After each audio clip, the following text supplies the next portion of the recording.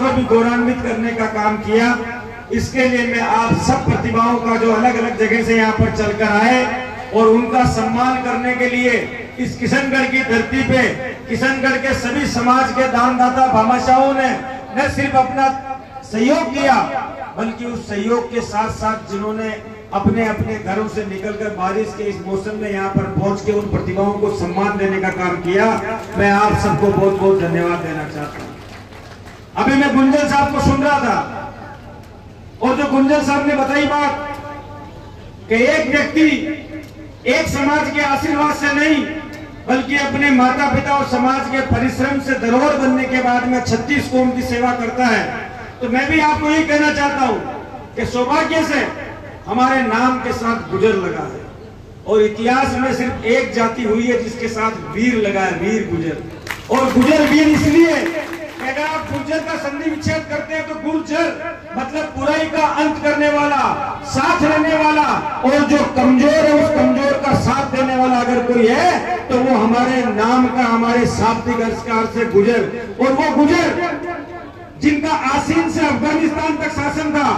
आज भी अफगानिस्तान के राष्ट्रगान के अंदर गुर्जर शब्द का नाम आता है। वो गुर्जर जिस कौम के अंदर पन्ना दाई पैदा हुई, जिन्होंने स्वामी भक्ति के लिए अपने बेटे का गला कटवा दिया लेकिन पीछे नहीं हटी, जिस समाज के अंदर विजय सिंह पथिक हुए जिन्होंने इस हिंदुस्तान के अंदर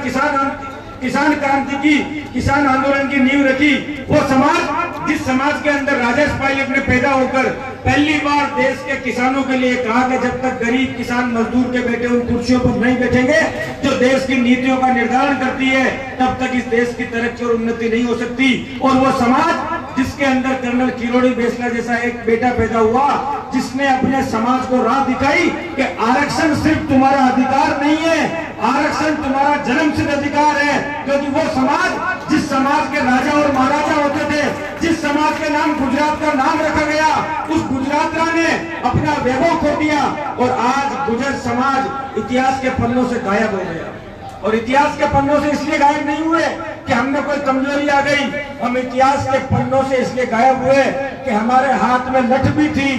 तलवार भी थी, बंदूक भी थी, गोली भी था और इनको सबको खाने के लिए हमारा सीना भी मजबूत था। लेकिन हम एक कमी कर गए कि हमारे हाथ में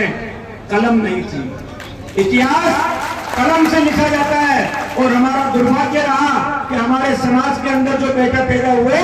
उनके हाथ में कलम नहीं थी। आज हमारे हाथ में कड़ा है, लेकिन उस कड़े के साथ साथ जब गुजर के जाता है तो लोग कड़ा देख के पहचान जाते हैं कि चांदी का कड़ा या सोने का कड़ा इसके हाथ में है, इसका मतलब ये गुजर है। लेकिन अब कड़े के साथ साथ कंप्यूटर भी आपको अपने हाथ के अंदर लेना होगा और उस कंप्यूटर के साथ साथ जिस हाथ के अंदर हमने लाठी थामी थी लोगों की रक्षा करने के लिए, अब अपने को आगे बढ़ने के लिए अपने हाथ के अंदर कलम भी पकड़नी होगी ताकि हम इस समाज के अंदर बराबरी के साथ आगे बढ़ सके। आज हम सौभाग्यशाली हैं, हमारे समाज के उन लोगों ने, हम उनके बलिदान को नहीं भूल सकते। मैंने विधानसभा के अंदर भी कहा था, जब लोग वहां पर सामने बैठे हुए थे, मैं आरक्षण की बात बोल रहा था तो एक तो लोगों के चेहरे से हंसी निकल गई थी। मैंने उनको ये कहा कि तुम्हें हंसी इस बात के लिए आ रही है क्योंकि मरने वाला तुम्हारा भाई या तुम्हारा खून नहीं था। जो इस आरक्षण के लिए मरे, जिन्होंने अपनी जान दी, वो तुम्हारे परिवार के सदस्य नहीं थे। लेकिन हमको इस बात का एहसास है और आपको भी इस बात का एहसास होना चाहिए कि अगर आज जो आरक्षण राजस्थान के अंदर हमको मिल रहा है, जिसके कारण हमारे बच्चे अध्यापक, बाबू, कलर, आरएस, एसडीएम तक पहुंच रहे हैं, उस आरक्षण के पीछे हमारे समाज के उन लोगों ने जिन्होंने या तो अपने प्राण गंवा दिए या जिन्होंने अपने प्राण को संकट में डाल दिया, उनका कर्जा हमारे ऊपर है। और ये बात मैं आपको इसलिए कह रहा हूं कि अभी हमारी लड़ाई अधूरी है, लेकिन उस लड़ाई के अंदर, उस बात पे मैं बाद में आऊंगा, उस लड़ाई के अंदर कुछ कमी रह गई। याद रखना, जब आंदोलन राजनीतिक होता है तो वो आंदोलन और वो सपना कभी पूरा नहीं होता, लेकिन अगर वो सामाजिक आंदोलन होता है तो उस सामाजिक आंदोलन के अंदर जब नेता की जगह जनता का महत्व होता है तो वो आंदोलन जरूर पूरा होता है। और मैं आपसे कहता हूं कि अभी हमारे हक की 9वीं अनुसूची की मांग अधूरी बाकी पड़ी हुई है, लेकिन वो आंदोलन कोई एक नेता नहीं, कोई राजनीतिक दल नहीं, बल्कि समाज का आम आदमी जब इस लड़ाई के अंदर आगे आएगा उस दिन हमारा ये सपना पूरा हो पाएगा। लेकिन आज एक अवसर है, आपकी जो प्रतिभाएं 350 से ज्यादा बच्चे अलग अलग गांव, अलग अलग तहसील से रहने वाले, किसी के माता पिता सक्षम होंगे, किसी के घर के अंदर अनाज का दाना भी नहीं होगा, किसी ने कर्जा लिया होगा, किसी ने लोन लिया होगा, और उसके बाद अपने बच्चे के अंदर उन्होंने अपने सपनों को जिया होगा। मेरे पिताजी मिल के अंदर मजदूर थे, एक मिल मजदूर का बेटा, जिनके मेरे पिताजी ने, मेरे माता पिता ने मुझे बीकॉम की शिक्षा दिलाई, मैं कॉलेज के अंदर पहुंचा, और अगर मैं छात्र राजनीति के अंदर नहीं आता तो मैं आज इस मुकाम पर नहीं पहुंच पाता। इसलिए मैं कहता हूं, और मैं आपको 5 सूत्र देना चाहता हूं। पहला सूत्र है परंपरा। जिस समाज ने, आज मैंने देखा लोग शिक्षा की बात तो करते हैं लेकिन एक बार भूल जाते हैं, फला बंद करो, ये करो, वो मत करो। समाज में अगर परंपरा नहीं होगी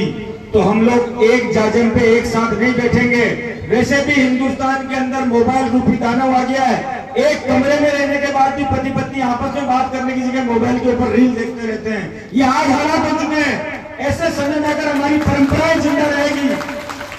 तो हम अपने घर से बाहर निकल के सामाजिक कार्यक्रम में एक दूसरे के साथ बैठेंगे, एक दूसरे से मिलेंगे, एक दूसरे की बात करेंगे, तब उस परंपरा से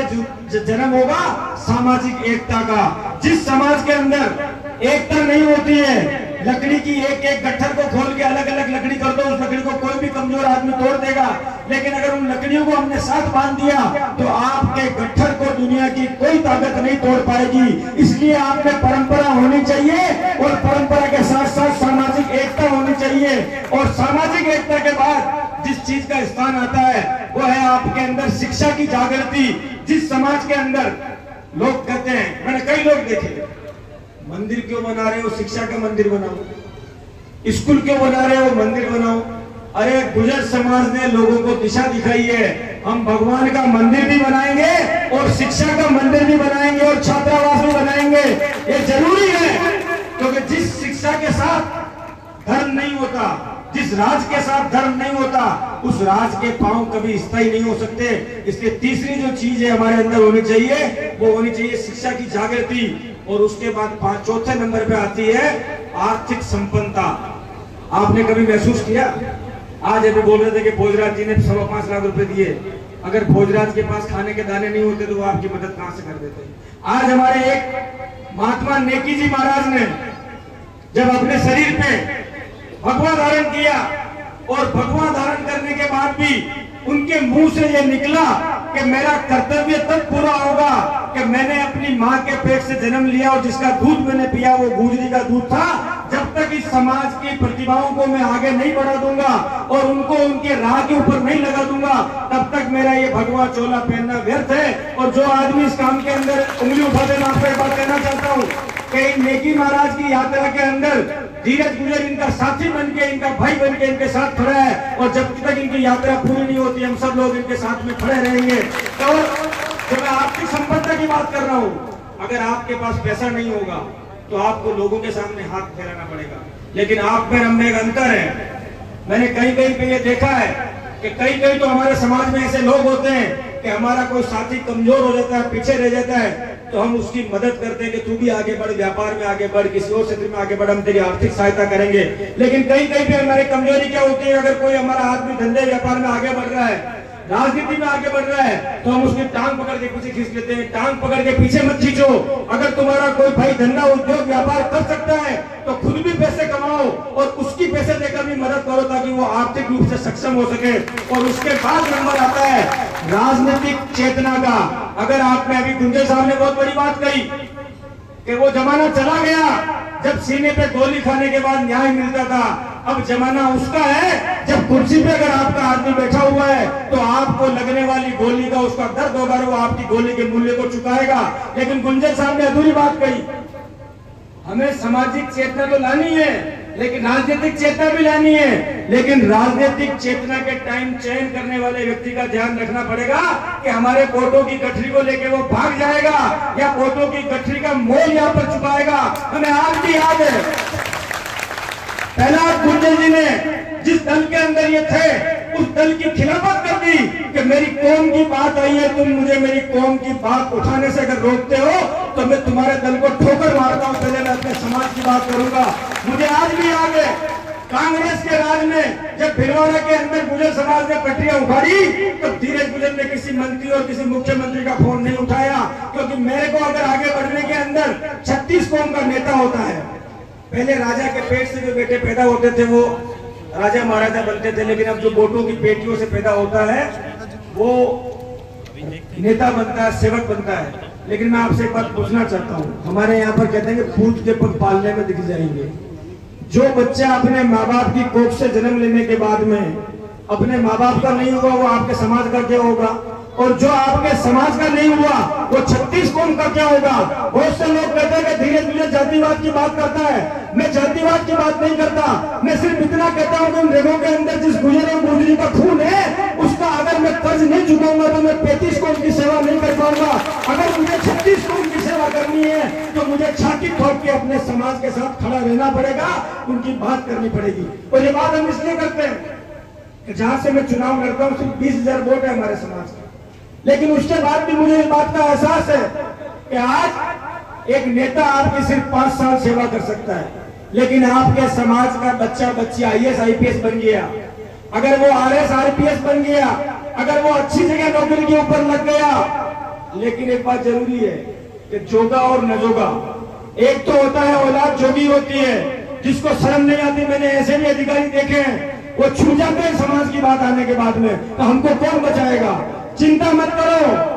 अगर आप सच्चे मन से सेवा करोगे तो या तो समाज आपके साथ खड़ा होगा या आपका नेता आपके साथ खड़ा हो जाएगा। कांग्रेस के राज में कुछ समय तक हमारे पास ताकत रही, लेकिन उस कुछ समय के अंदर हमने इस बात का एहसास करा दिया कि हमारा समाज का अधिकारी और नेता, हमारा समाज का अधिकारी कर्मचारी लावारिस नहीं है, हम लोग उनकी आवाज बन के खड़े हुए हैं। आज अभी मैं ओम प्रकाश जी से बात कर रहा था, मैंने कहा ओम प्रकाश जी देवनान बोर्ड में क्या किया आपने, तो मुझे ओम प्रकाश भड़ाना ने कहा कि मुझे सबसे पहले अजमेर का बेटा हूं तो देवनान बोर्ड से मैंने 60 करोड़ रुपए देवनान बोर्ड के माध्यम से आज आपके अजमेर का बेटा ओम प्रकाश भड़ाना यहाँ से देवनान बोर्ड का चेयरमैन बना, राज्य मंत्री बना, तो उसने 60 करोड़ रुपए अपने कदम से आपके समाज की स्कूलों के लिए और आपके समाज के शैक्षिक संस्थाओं के लिए दे दिया। तो ये पहचान आपको करनी पड़ेगी कि राजनीति में कौन आपके वोट लेता है और अपने घर पे आराम करता है, कौन आपके वोट लेता है और जब उस वोट का मूल्य समाज के अंदर चुकाने का, अगर हमारे समाज के अंदर चेतन नहीं होते तो हमारे समाज को कब की मुख्यमंत्री की कुर्सी मिल गई होती, इस बात को शायद आप भूल नहीं सकते। इसलिए पहचानिए कौन ऐसे लोग हैं जो आपके वोटों को खराब करते हैं और कौन ऐसे लोग हैं जो आपके वोटों के बदले में जान देने को तैयार हैं। लेकिन उससे जरूरी है आप एक नेता बनाओ, उसकी जगह आप 10 अधिकारी बनाओ, आपका समाज चमक जाएगा। ये बात मैं आपको इसलिए कह रहा हूँ कि 50 साल की उम्र तक, 60 साल की उम्र तक जब वो नौकरी करता है, बस उसमें इस बात का समाज को जिम्मेदारी भरनी पड़ेगी। आज ये प्रोग्राम हुआ, प्रतिभाएं यहाँ पर आई, तो उनको इस बात का एहसास है कि मेरे नंबर लाने की या मेरे अच्छे नंबर लाने की सिर्फ मुझे खुशी नहीं बल्कि मेरे माता पिता को, मेरे समाज को और सब लोगों को हमारी खुशी है। आज आपकी प्रतिभाओं का सम्मान करने के लिए, आपको प्रोत्साहित करने के लिए पूरे राजस्थान के अधिकारी और नेता आपके बीच में आके आपको सम्मान दे रहे हैं। एक और शुरुआत करिए, हमारे समाज के ऐसे बच्चे हैं, आज मैं भी कोशिश करूंगा और मैं भी शुरुआत करूंगा और आप लोग भी शुरुआत करिए कि हमारे समाज के जो अच्छे बच्चे हैं उन बच्चों के पास अगर आर्थिक संसाधन उपलब्ध नहीं है तो हम व्यर्थ पैसा खर्च करने की जगह उनको कोचिंग के पैसे देके उनकी मदद कर सकते हैं। उनको अगर किसी शिक्षा की शैक्षणिक गतिविधियों के लिए आवश्यकता है चीजों की तो वो चीजें देके हम उसकी मदद कर सकते हैं और उस मदद का प्रचार करने की जगह उस प्रचार के पैसे से भी किसी और की मदद कर सकते हैं। मैंने मेरे जीवन में संकल्प ले रखा है और मैं उनके नाम उजागर नहीं करता, पर मैं जब से राजस्थान की NSU का अध्यक्ष बना था सन 2004 से आज 2025 चल रहा है, इन 21 सालों के अंदर हर साल मैंने प्रयास किया है किसी न किसी बच्चे को अच्छी जगह कोचिंग के अंदर एडमिशन दिलवाऊं, किसी न किसी बच्चे को अच्छी जगह पर उसको कॉपी किताब की जरूरत कॉपी किताब दिलाऊं। मुझे आज भी याद है अशोक पांडे इस धरती के ऊपर नहीं रहे, पर उस समय में NSU का प्रदेश अध्यक्ष था, हम उनके घर पे गए, हमने कहा कि आपके पास में मुझे छात्रावास है, हमारे छात्रावास के अंदर आप कंप्यूटर दिलाइए। उस समय पर हमने वो व्यवस्था कराई। मैं आपको ये बात इसलिए कह रहा हूँ कि जब समाज इकट्ठा होकर अपने बच्चों की व्यवस्था करेगा पढ़ाई में, लिखाई में, उनके आगे बढ़ने में, उनकी कोचिंग में रहने के लिए, तो आप ये मानकर चलिए कि जब वो बच्चा नौकरी लगेगा तो आपके समाज का भी भला करेगा और 36 कौम की सेवा भी ईमानदारी के साथ करेगा। मैं आप लोगों को, किशनगढ़ के लोगों को बहुत बहुत साधुवाद देना चाहता हूँ। नेकी महाराज के मन में संकल्प हुआ और इनके संकल्प को पूरा करने के लिए भामाशाह और दानदाता हमारे यहाँ के किशनगढ़ के साथ लगे, लेकिन सिर्फ इनसे सपना साकार नहीं होता। जिन माता पिताओं ने अपने बच्चों का रजिस्ट्रेशन कराया, इस कार्यक्रम को सफल बनाने के लिए बरसती बारिश में अपने घरों से निकलकर आप यहाँ पर आए और आप सबने आज इस किशनगढ़ की धरा के ऊपर, जहाँ हमारी संख्या बहुत ज्यादा नहीं है, पर राजस्थान के अंदर एक ऐतिहासिक प्रोग्राम करके आपने ये दिखा दिया है कि अगर हम कुछ करना चाहते हैं तो हमारे साथ सब लोग मिलकर देते हैं। इस कार्यक्रम की सफलता के लिए, आपके जीवन की ऊर्जामय सफलता के लिए और आपके जीवन की उन्नति और तरक्की के लिए भगवान सावन का महीना चल रहा है, शंकर महादेव से प्रार्थना करता हूँ, भगवान देवनाथ से प्रार्थना करता हूँ और आपको विश्वास दिलाता हूँ कि ये धीरज गुजर का रोम रोम आपका कर्जदार है और भगवान देवनाथ की सौगंध, जब जब हमारे पास ताकत आएगी वो ताकत आपकी अपनी ताकत होगी, आपके लिए समर्पित होगी। यही बात मुझे आपसे कहनी थी। धन्यवाद। राम राम साहब। जय हिंद, जय भारत।